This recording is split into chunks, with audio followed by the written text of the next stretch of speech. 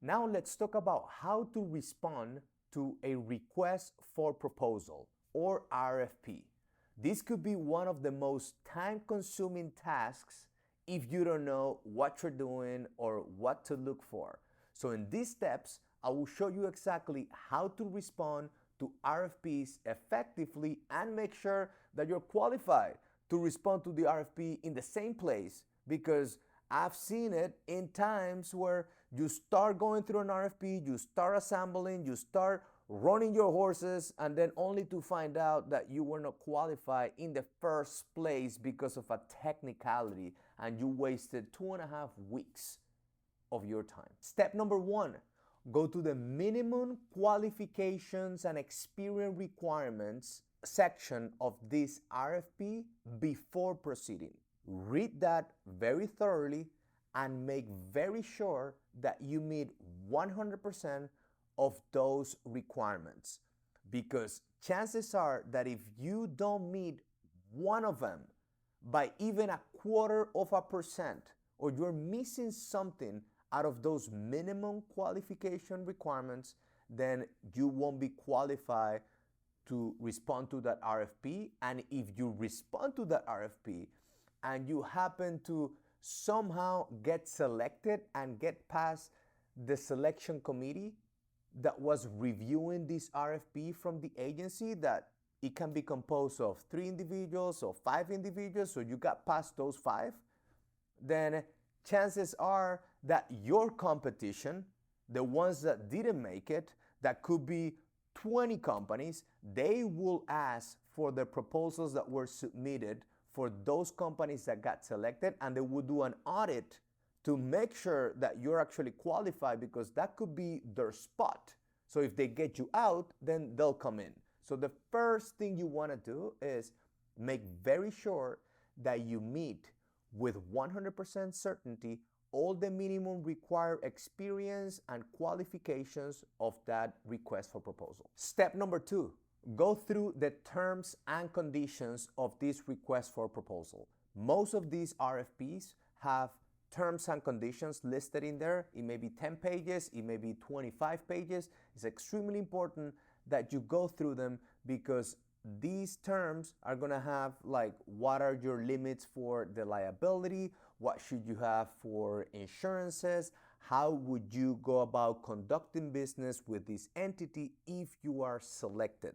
So it's very, very important that you go through those, because there may be something in there that may be a non-negotiable to your organization, and by you submitting a response to that RFP, you're basically saying, yes, I agree to your terms and conditions, and I will work with those, unless you let them know that there is going to be an exception to their terms and conditions, and then they will need to evaluate your recommendation accordingly and determine whether they agree with it or they get you out. Step number 3, read the reminder of the RFP and do not skip a single line.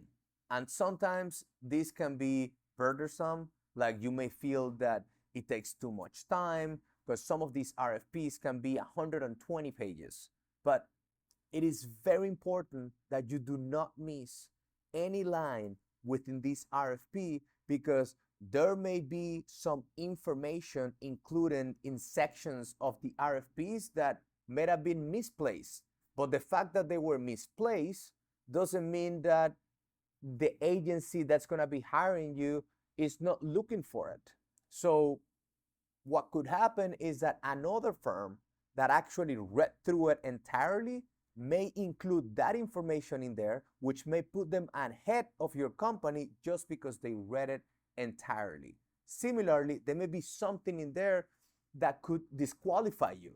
They may have a line in there that says that you may not hire XYZ company for these projects because they're conflicted out for some work that they had done someplace else, and it was in a place that it wasn't very evident for you looking at the proposal. That's why it's extremely important that you read through the entire 120 pages or however many pages are included in that RFP before you move on to the next step. Step number 4 is to create a master spreadsheet with all the sections that you will develop for this RFP. Some of these RFPs have an outline, page limitations, required sections, some forms that need to be included, and a lot of times these can involve 20, 25, 30 different sections. So you want to have a single space where all these sections are listed, along with who's going to be working in that section, what's going to be included in that section, what's going to be the content, what's going to be the purpose of it, what's going to be your take on responding to that section so that you can differentiate yourself from the rest of the competition. But in this step, you want to make sure that you have a single spreadsheet of all the sections that are required in this RFP, including the page limitations, all the forms, so that you don't miss a single form or a single section, and then you end up being disqualified. And this spreadsheet will also serve as a way for you to verify that you actually have all the information that you need to have a successful response to this RFP. Because if you miss one or two sections, then maybe you're not disqualified, but chances are that you're gonna score lower than the person that actually has all the sections included. Step number 5 is assignments and schedule. So in this spreadsheet that you built already in the step before, want to make sure that you have assignments from your team members for each of this section, and then you need a date of when would this section be completed.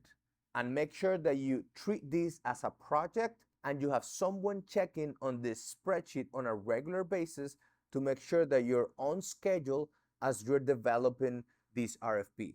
The deadlines on these RFPs are hard deadlines. So if it says that it's on Friday at 2 o'clock in the afternoon, that's it. Like a minute late, then your proposal won't be accepted, because that is grounds for a later lawsuit that another company may put on your company and in the agency that is accepting the bid a minute after the deadline. Step number 6 is quality control. This is the most important step out of all, because as you're building your response, then chances are you're going to have multiple individuals and multiple groups, sometimes multiple companies working in different sections of this RFP, and you want to have someone that it's assigned as a quality control specialist that has the expertise and the knowledge of the services that you will be providing on this RFP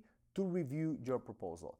Your quality control specialist may be one person or maybe 5 individuals. It depends on the complexity of the job that you're looking at, right? You may have one person that is reviewing the proposal to make sure from a legal standpoint.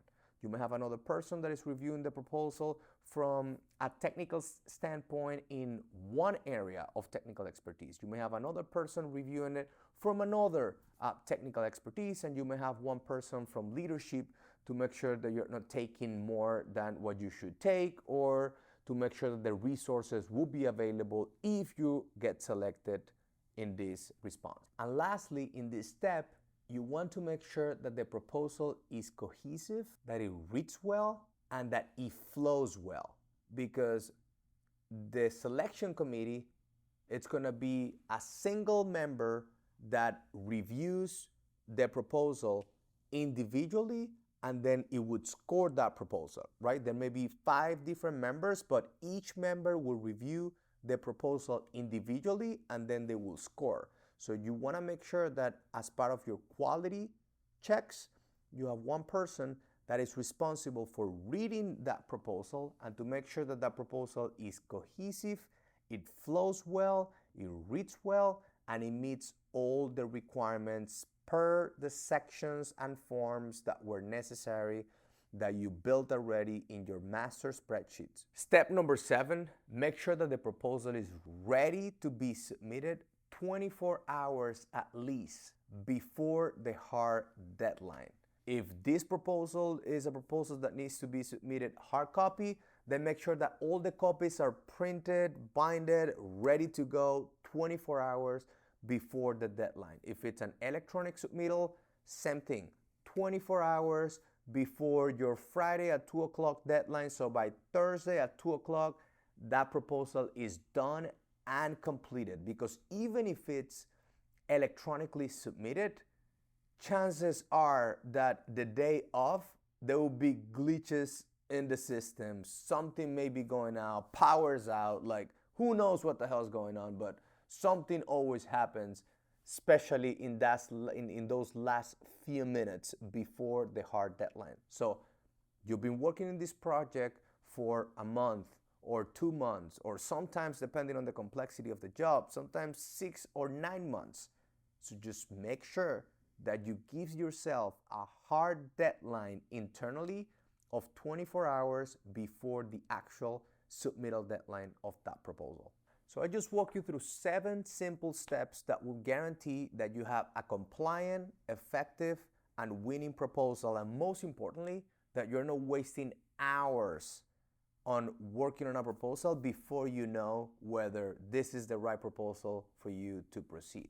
Now, there is this other video that I really think you should watch right now, which is how to select your right projects. Go watch it now.